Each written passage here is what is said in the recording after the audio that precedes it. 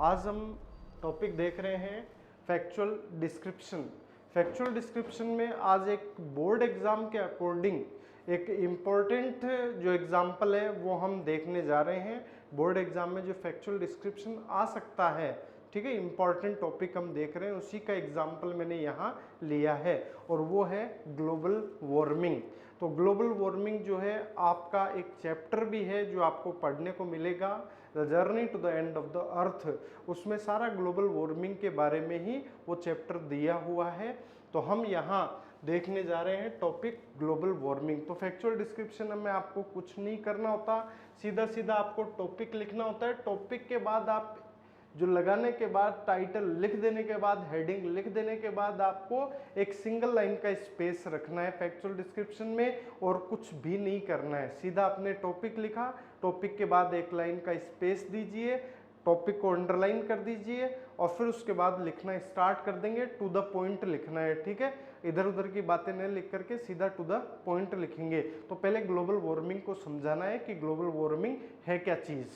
तो the average global temperature, average मतलब औसत, ग्लोबल टेम्परेचर, ग्लोबल यानी विश्व का, टेम्परेचर तापमान, इज इंक्रीजिंग यानी बढ़ रहा है, डे बाय डे, दिन प्रतिदिन। क्या बढ़ रहा है, क्या इंक्रीज हो रहा है? एवरेज ग्लोबल टेम्परेचर जो है, औसत विश्व का तापमान जो है दिन प्रतिदिन बढ़ रहा है। It is called global warming, it is called, इसे ही कहा जाता है ग्लोबल वार्मिंग। और ग्लोबल वार्मिंग इसी को कहा जाता है, मतलब ग्लोब का, पूरे विश्व का जो टेम्परेचर है वो इंक्रीज हो रहा है, बढ़ रहा है, और यही ग्लोबल वार्मिंग है।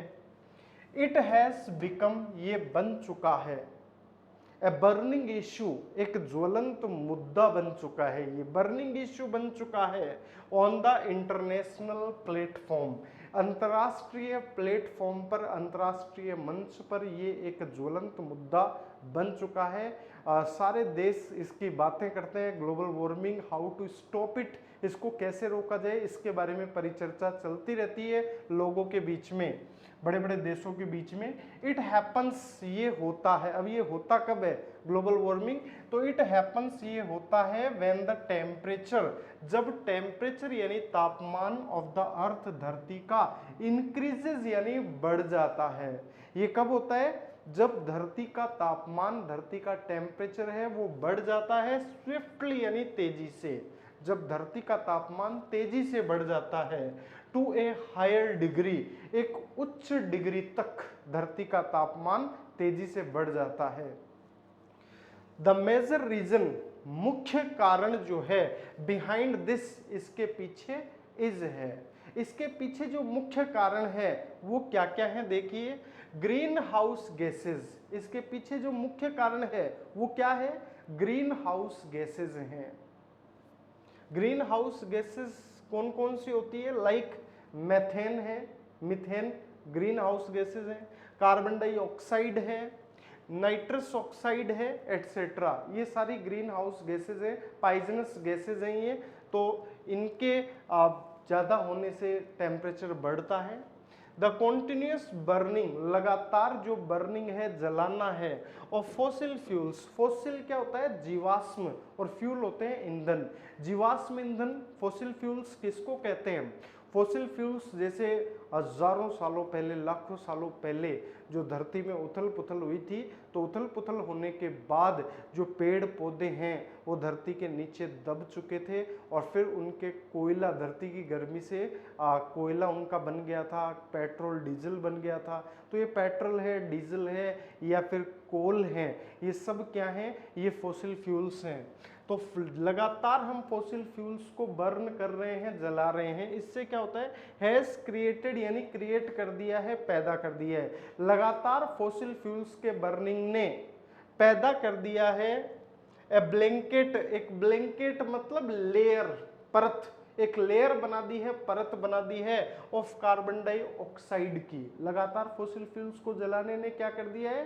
कार्बन डाइऑक्साइड की एक लेयर बना दी, एक ब्लैंकेट बना दी है ऑल अराउंड द वर्ल्ड, संपूर्ण संसार के चारों ओर कार्बन डाइऑक्साइड की एक ब्लैंकेट बन गई है, एक लेयर बन गई है, विच इज स्लोली, जो कि स्लोली यानी धीरे धीरे बट श्योरली, लेकिन निश्चित रूप से इंक्रीज कर रही है the average global temperature, average globe के विश्व के टेम्परेचर को ये बढ़ा रही है। द सन रेज, सूर्य की जो रेज हैं, किरणें हैं, इंक्रीज यानी बढ़ाती हैं द टेम्परेचर, तापमान को, ऑफ द अर्थ, धरती के तापमान को बढ़ाती है, but the earth has less power, लेकिन धरती जो होती है उसमें लेस पावर होती है, कम शक्ति होती है टू री एमिट इट, इसको री एमिट करने की, वापस से छोड़ने की इसमें बहुत कम शक्ति होती है। यहाँ पर मैं एक आपको एग्जाम्पल बताना चाहूँगा, जैसे गर्मियों में आप देखते हैं या सर्दियों में कभी भी देखो, गाड़ी को आप सूर्य की किरणों में, धूप में आपने खड़ी छोड़ दी और गाड़ी के शीशे वगैरह सब बंद है, बिल्कुल पूरी तरह से पैक है गाड़ी, उसमें आप काफ़ी देर बाद जब आते हैं तो अंदर बैठने का प्रयास करते हैं, आपको गाड़ी अंदर से बहुत गर्म दिखाई पड़ती है, ऐसे मालूम पड़ता है कि गाड़ी अंदर से बहुत गर्म हो चुकी है, बहुत ऐसा फील होता है। तो वो क्या होता है कि आप जो शीशे हैं, गाड़ी के शीशे हैं, उसमें से सूर्य की किरणें प्रवेश तो कर जाती है लेकिन फिर वो वापस से नहीं निकल पाती है, इसलिए अंदर गर्मी का माहौल हो जाता है। सेम वैसी कंडीशन धरती की होती है, अर्थ की होती है। तो अर्थ, उस पावर नहीं होती अर्थ में उसको री एमिट करने की, उसको वापस से छोड़ने की। Global warming is a danger, global warming क्या हुआ, फिर एक डेंजर हुआ ना, खतरा हुआ, दैट इज ग्रोविंग, जो बढ़ रहा है, और ये खतरा जो है ग्रो होता जा रहा है, बढ़ता जा रहा है, प्रोपोर्शनली, प्रोपोर्शनली का मतलब होता है समानुपातिक रूप से ये बढ़ रहा है टू ह्यूमन प्रोग्रेस, मानव की प्रोग्रेस के समानुपातिक रूप से ये बढ़ रहा है। मतलब जैसे जैसे मनुष्य प्रोग्रेस करता जा रहा है वैसे वैसे ये डेंजर भी बढ़ता जा रहा है। बट वर्किंग, लेकिन काम कर रहा है अगेंस्ट इट, इसके खिलाफ। प्रोग्रेस के साथ तो, ह्यूमन प्रोग्रेस के साथ ये प्रोपोर्शनली बढ़ रहा है, लेकिन ये ह्यूमन प्रोग्रेस के खिलाफ काम कर रहा है, ये खतरा ह्यूमन प्रोग्रेस को आगे जाकर के ये रोक देगा। द रैपिडली इंक्रीजिंग, रैपिडली यानी तेजी से, इंक्रीजिंग बढ़ना टेम्परेचर का, तापमान का तेजी से बढ़ना, कोजेज यानी कारण बनता है the polar ice caps melting, polar यानी ध्रुवीय आइस कैप्स जो होती हैं, बर्फ की चोटियां होती हैं, ध्रुवीय बर्फ की चोटियां, उनके मेल्टिंग यानी पिघलने का, तो ये उनके पिघलने का कारण बनता है। जैसे जैसे तापमान बढ़ेगा तो ध्रुवीय बर्फ की चोटियां हैं वो पिघलने लगेंगी। तो आप देखते हैं जो अंटार्कटिका है सबसे ठंडा कॉन्टिनेंट है, वहाँ पर बहुत ज़्यादा बर्फ है अंटार्कटिका में, और अंटार्कटिका की बर्फ भी धीरे धीरे पिघलती जा रही है। तो ये हमें देखने को मिलता है, पोलर आइस कैप्स मेल्ट हो रही है। इट इंक्रीजेज, ये बढ़ा देता है the level of sea water, समुद्र के पानी का जो लेवल है उसको भी ये बढ़ा देता है। विच विल रिजल्ट, जो रिजल्ट होगा, परिणाम होगा द एंड ऑफ द अर्थ, धरती के अंत का, वन डे, एक दिन। जैसे जैसे समुद्र का लेवल बढ़ेगा तो आप जानते हैं बड़े बड़े चक्रवाती तूफान आते हैं और फिर वो धीरे धीरे धरती को खत्म कर देंगे। एक दिन ऐसा आएगा कि बहुत भीषण चक्रवाती तूफान आएगा और संपूर्ण धरती का अंत हो जाएगा। तो ये था अपना ग्लोबल वार्मिंग के बारे में एक इम्पॉर्टेंट टॉपिक, अपना फैक्चुअल डिस्क्रिप्शन में मैंने लिया था इस टॉपिक को। तो इसको अच्छे से आप देखें, इसको पढ़ें अच्छे से, ठीक है। बहुत कुछ चीज़ें इसमें समझने वाली हैं।